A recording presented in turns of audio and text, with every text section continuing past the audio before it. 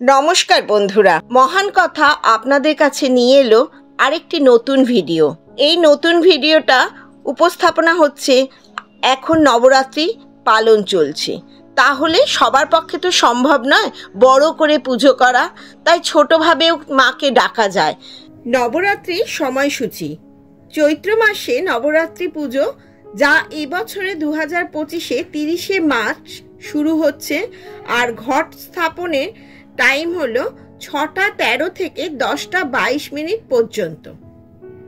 চৈত্র মাসে নবরাত্রি ঘরোয়া পদ্ধতিতে যদি পুজো করতে চান, তাহলে তার সাধারণ নিয়ম নিয়ে আজকের এই ভিডিওতে আলোচনা করছি।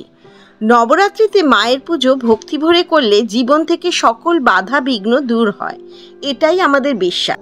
সর্বপ্রথম স্নান করে শুদ্ধ বস্ত্র পরে নিয়ে ঘরে যদি আপনার মায়ের মূর্তি থাকে বা যদি না থাকে মাতাদির কোনো ফটোও যদি থাকে, তাহলে প্রথমে ওই ফটোটা ভালো করে পুছে নেবেন শুদ্ধ কাপড় দিয়ে। তারপরে মায়ের মাথার ওপরে একটা লাল চেলি দিয়ে নেবেন। তারপরে মাকে সিঁদুর দান করবেন। সিঁদুর পারলে লাল চন্দন আর আতপ চালও মায়ের কপালে দিয়ে নেবেন। তারপরে জোর হাত করে মায়ের আরাধনা শুরু করে মায়ের পুজো শুরু করুন। সর্বপ্রথম আপনাদের যেটা করতে হবে সেটা হলো ঘট স্থাপন করতে হবে। সর্বপ্রথম যেটা আপনি করবেন, একটা ছোট মাটির পাত্র নিয়ে নেবেন। যেই মাটির পাত্রের মধ্যে একটু গঙ্গা মাটি দিয়ে তার উপরে আমাদের প্রধান শস্য যেটা হলো জব, সেটা একটু ছড়িয়ে দেবেন। এর ওপরে ফুল আর দুব্ব দিয়ে মায়ের ঠিক ফটোর সামনে ওটা রেখে দেবেন। 9 দিন যে পুজো করবেন, সেই 9 দিন প্রত্যেক দিন একটু করে গঙ্গা জল ওই মাটির পাত্রে দিতে থাকবেন। ওখান থেকে যখন গাছ বেরোবে, যত ফুলে ফেপে এই গাছগুলো বেরোবে, তত আপনাদের সংসারের সমৃদ্ধি বাড়বে। মায়ের যে ঘটটা আপনি স্থাপন করবেন, পেতলের কোনো ঘটের মধ্যে জল দিয়ে প্রথমে গঙ্গা জল দেবেন। তারপরে তার মধ্যে 1 টাকার কয়েন, সুপুরি, আতপ চাল, দুব্ব ও হলুদের একটা গাঁট দেবেন এবং 9 পাতা যুক্ত আম্রপল্লব সিঁদুর দিয়ে আর পান পাতা, চেষ্টা করবেন 3টে বেলপাতা আর দুব্ব দিয়ে ওই ঘরটা বসাতে। এর উপরে ছোট একটা নারকেল, যেটা কিনা লাল চেলি বা ওড়না জাতীয় কিছু দিয়ে মুড়ে ওটা মৌলি সুতো দিয়ে বেঁধে এই ঘটের ওপরে বসাবেন। আর ঘটে গঙ্গা জল কিন্তু অতি অবশ্যই দিয়ে দেবেন। মায়ের কাছে ঘটটা বসানোর আগে ঘটের ঠিক নিচে একটু আতপ চাল দিয়ে তবেই ঘটটা বসাবেন। পর একটা পান পাতায় তাতে সিঁদুর, হরিতকি ও 2টো সবুজ এলাচ দেবেন, যেটা কিনা ফুলযুক্ত, আর লবঙ্গ দেবেন, দিয়ে ঠিক মায়ের পায়ের কাছে রাখবেন।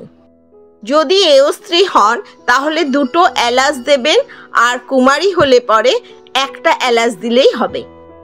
মা দুর্গা আমাদের কিন্তু শক্তি, শান্তি সমস্ত কিছুই প্রদান করেন। কেউ কেউ এই নবরাত্রিতে আবার অখণ্ড দিয়াও জ্বালিয়ে থাকেন। এই অখণ্ড প্রদীপ জ্বালানোর একটা নিয়ম আছে। পুজো শুরুতেই এই বড় প্রদীপ ঘি দিয়ে ও তাতে বড় সলতে দিয়ে প্রদীপ জ্বালাতে হয়।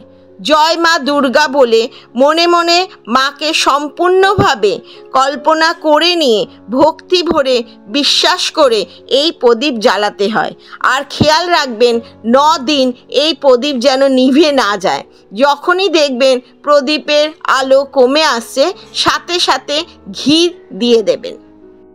ঘট স্থাপন হয়ে যাবার পর মাকে মালা আর নৈবেদ্য 5 রকমের ফল, লুচি, হালুয়া, মিষ্টি এসবও মাকে দিতে পারেন।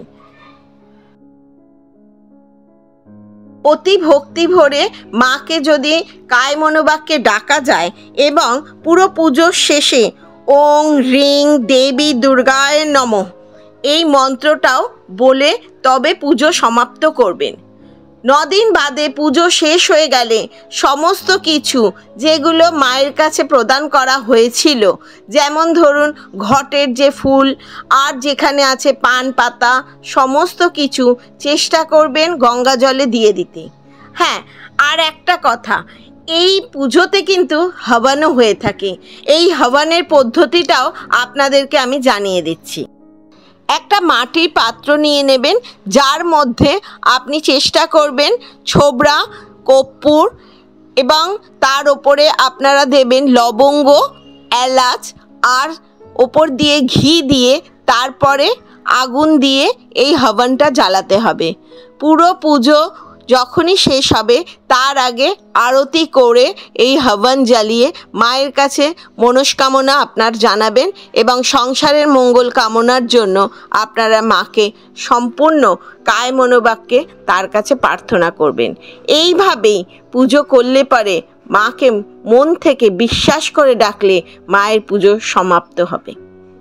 যদি মনে করেন মায়ের আরাধনা করবেন, তাহলে সারাদিন নির্জলা উপোস করে আপনি পুজো করতে পারেন। আর যাদের পক্ষে নির্জলা উপোস করা সম্ভব নয়, তারা কিন্তু নিরামিষ আহারও খেতে পারেন।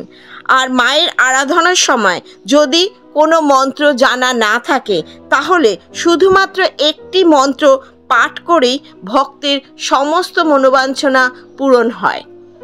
আর যদি ভিডিওটা আপনাদের ভালো লাগে, লাইক শেয়ার করে দেবেন আর কমেন্টে জয় মা দুর্গা লিখে মায়ের কাছে আশীর্বাদ চেয়ে নেবেন। চলুন তাহলে মন্ত্রটা কি সে সম্পর্কে আপনাদেরকে বলে দিই।